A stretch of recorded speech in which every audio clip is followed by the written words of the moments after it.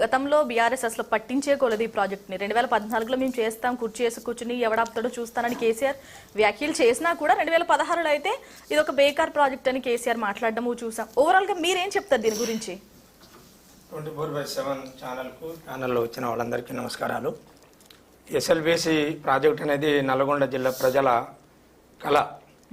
దాదాపుగా 5 దశాబ్దాల పోరాటం ఫలితంగా నల్గొండ జిల్లాలో ఉభయ కమ్యూనిస్ట్ పార్టీలు, ఆ తర్వాత జలసాధన సమితి పేరుతో దుశ్శల సత్యనారాయణ గారని బ్యాంకు మేనేజర్ ఉద్యోగాన్ని కూడా రాజీనామా చేసి మొత్తం నల్గొండ జిల్లా ప్రజల యొక్క దాహార్తిని తీర్చడానికి 3 లక్షల ఎకరాల సాగు భూమికి 520 గ్రామాల తాగునీరుకు ఫ్లోరిన్ సమస్యను పరిష్కారం కావటం కోసం ఏకైక మార్గం శ్రీశైలం ఎస్ఎల్బీసీ కాలువ మాత్రమే అనేది ఆ రోజు పోరాటంగా జరిగిన పోరాటంలో భాగంగా భీమిరెడ్డి నరసింహారెడ్డి, ధర్మభిక్షం గారు, నరరాఘవరెడ్డి లాంటి వాళ్ళు చాలామంది ఎస్ఎల్బీసీ నీళ్లు చూసి చావాలి, లేకపోతే పోచంపాడు నీరు తాగి చావాలని వాళ్ళు వాళ్ళ జీవితకాలం అంతా పోరాటం కోసమే త్యాగం చేసినటువంటి వాళ్ళు.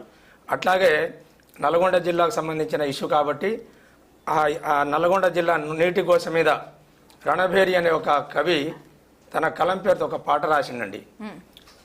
బోరెండి పోతుంది, నారెండి పోతుంది, నల్లగొండ జిల్లా గొంతెండి పోతుంది, శ్రీశైలం కాలువే మాయరో, నీ శ్రీరామ్ సాగరే మాయరో. అప్పుడు ఆ రాష్ట్రాన్ని, ఉమ్మడి ఆంధ్రప్రదేశ్ని కాంగ్రెస్ పార్టీ పరిపాలిస్తుంది. అనేక సార్లు వాదన చెప్పింది. బోరింగ్ నీళ్లలో బోరింగ్ వచ్చింది, కాళ్ళు చేతులు వంకాయరు, పాతాళ గంగమ్మ పైకి రానంటుందని అనేక గోసలతోని నీటి మీద నల్గొండ జిల్లాలో ఉద్యమాలు, పాటలు, సాహిత్యం బ్రహ్మాండంగా వచ్చింది. ఆ తర్వాత టీఆర్ఎస్ పార్టీ నీళ్లు, నిధులు, నియామకాల కోసం పుట్టిన పార్టీగా యొక్క కృష్ణా జలాల మీద అనేక రకాల పోరాటాలు చేసిన సంగతి మొత్తం రాష్ట్ర ప్రజలకు తెలుసు, దేశ ప్రజలకు తెలుసు. కేసీఆర్ గారు ఏదో ఆ ప్రాజెక్టు బేకార్ ప్రాజెక్ట్ అన్నారని అది కాదు. ఇప్పుడు శ్రీశైలం కాలువని ఒక వాదన ఉందండి, మీరు చాలా ఇది లోతైన సబ్జెక్టు. ఒకవైపునేమో గ్రావిటీ ద్వారా రావాలని కొంతమంది, కొందరేమో సొరంగ మార్గం నుంచే రావాలని కొంతమంది.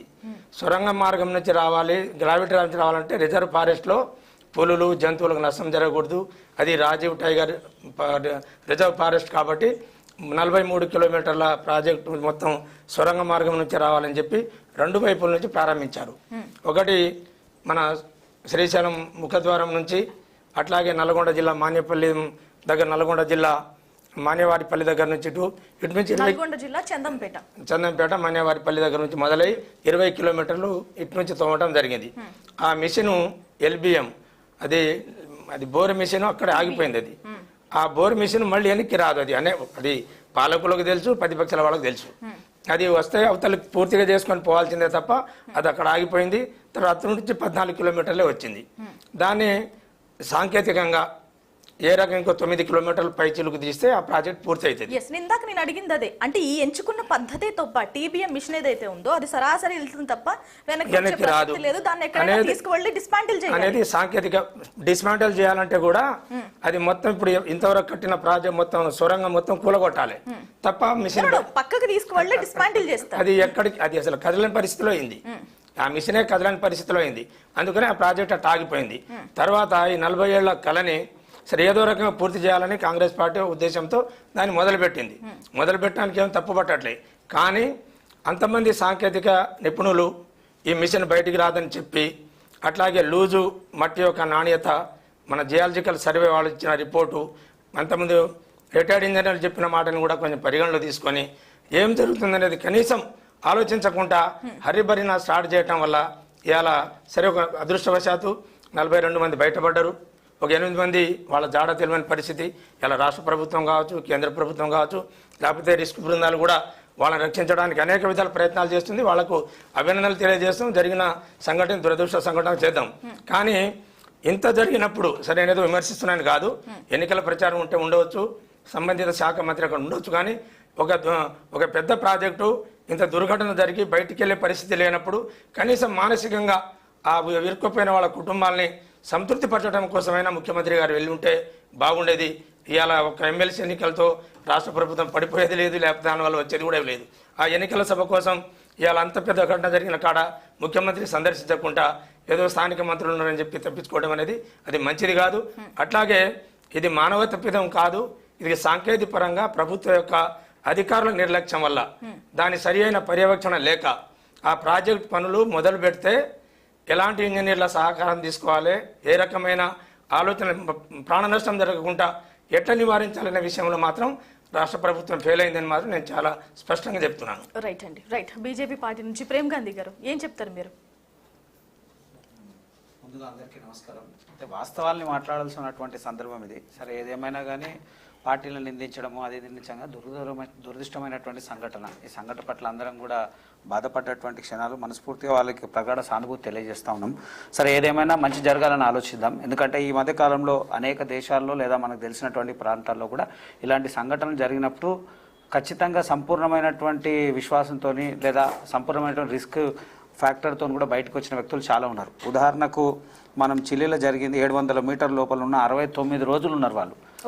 69 రోజులు ఉండి అక్కడ ఒక కొత్త టెక్నాలజీ, ఇది ఫినిక్స్ క్యాప్సూల్ అనే ద్వారా, అంటే ఒక క్యాప్సూల్ ద్వారా లోపల పంపించి మనుషుల్ని రిస్క్ చేసినటువంటి దాఖలాలు ఆ దేశంలో ఉంది.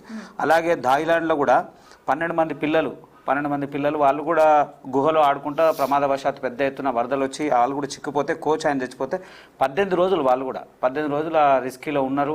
వాళ్ళకు కూడా ఆహారము ఏదో రకంగా అందించి ఆక్సిజన్ ఇచ్చిన తర్వాత పూర్తిగా వాళ్ళు కూడా బతికారు. చైనాలో కూడా జరిగింది అట్లనే. చైనాలో అయితే సుమారు 69 రోజులు ఉన్నారు. 69 రోజులు. కాకపోతే ఆడ ఉన్నటువంటి సంఘటన ప్రకారము ఆడ 17 మంది చనిపోతే 4 మాత్రం బతికారు. సరే, మన దగ్గర కూడా ఉన్నటువంటి సాంకేతికంగా ఉత్తరాఖండ్ లో సిలికియారాలో 17 రోజులు తీసుకొచ్చారు. బట్ మీరు ఇవన్నీ చెప్తున్నారు బాగానే ఉన్నాయి, కానీ మన దగ్గర చిన్న బోర్వ బావిలో పడుతుంటేనే 2 రోజులు పడుతుంది, కొంతమంది చనిపోతున్నారు. ఇలాంటి సంఘటనలు ఇంకా జరుగుతున్నాయి కదా. అంటే దానికి కూడా ప్రభుత్వ వైఫల్యం అంట నేను. ఎందుకంటే 20 సంవత్సరాల క్రితం నిజంగా కూడా నల్గొండ ప్రజల యొక్క కళ, అక్కడ ఫ్లోరైడ్ బాధితులు అప్పుడు ఉన్నటువంటి గోస మనందరికి కూడా తెలుసు.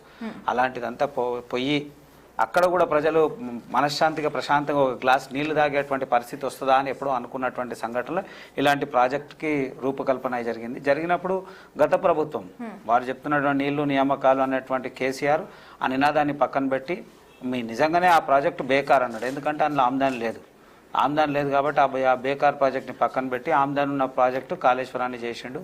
అది కాళేశ్వర ఏటీఎం. అది నేను ఏమంటున్నా, ప్రజలకు ఉపయోగపడేటువంటి అంశం. ప్రజలకు ఉపయోగపడేటువంటి అంశం నిజంగా కూడా నల్గొండ జిల్లా ప్రజలు ఎంతో కళ అది. దాన్ని కొంత ప్రభుత్వం నిర్లక్ష్యమే. గత ప్రభుత్వం 10 సంవత్సరాలు ఉండి దాన్ని తాత్కాలికమైనటువంటి అంశము లేదా నిధులు ఇవ్వకపోవడము, సరైనటువంటి దాని మీద ప్రణాళికబద్ధంగా పోకపోవడం, ఆ ప్రాజెక్ట్ పట్ల నిర్లక్ష్యంతో వహించింది కాబట్టి అది అలాంటి పరిస్థితి శిథిలావస్థల స్థితికి వచ్చినండి. శిథిలావస్థ స్థితికి వరకు వచ్చేసిన మిషనరీ పాడైపోవడము, రకరకాలు ఇచ్చడం. తర్వాత దాంట్లో కూడా కొంత దానికి కూడా గల కారణాలు ఏంటంటే ఒక 6 కిలోమీటర్ల వరకు అది పూర్తి సజావుగా ఉండే. 6 నుంచి 9 కిలోమీటర్ల ప్రయాణంలో కొంత మార్పు వచ్చింది. దాని తర్వాత మళ్ళీ 12 కిలోమీటర్ల నుంచి బాగుండే, మళ్ళీ నడిచేటువంటి పరిస్థితులు ఉండే. పూర్తి ప్రాజెక్ట్ కంప్లీట్ అయ్యేటువంటి దిశలో ప్రభుత్వాలు మారిపోవడము, ఈ ప్రభుత్వం రావడము, ఆ ప్రభుత్వం రావడము, నిధుల పక్షాన అది జరగడము. అంటే ఎన్టీ రామారావు గారు వారు తీసుకున్నటువంటి నిర్ణయాన్ని ఆ రోజు అందరూ హర్షించేటువంటి నిర్ణయం. కానీ గత ప్రభుత్వం పూర్తి నిర్లక్ష్యం చేసింది. ఇప్పుడు కాంగ్రెస్ కూడా నిర్లక్ష్యం చేసిన 44 కిలోమీటర్లకి సుమారు మొత్తం కంప్లీట్ అయింది. 9.3 కిలోమీటర్లు మాత్రమే పెండింగ్ ఉంది ఇప్పటి వరకు. నేను ఇక్కడ ఒకటి చెప్తా ఉన్నా. సరే, నాకు ఇదే కొంచెం క్రిటికల్. ఇక్కడే నీరు ఊట ఏదైతే ఉందో అది మనం డ్రిల్ చేయడానికి కూడా వీలు ఉండదు. సో ఆ క్రిటికల్ ప్లేస్ కదా అది. గాయత్రి గారు కొంచెం నాకు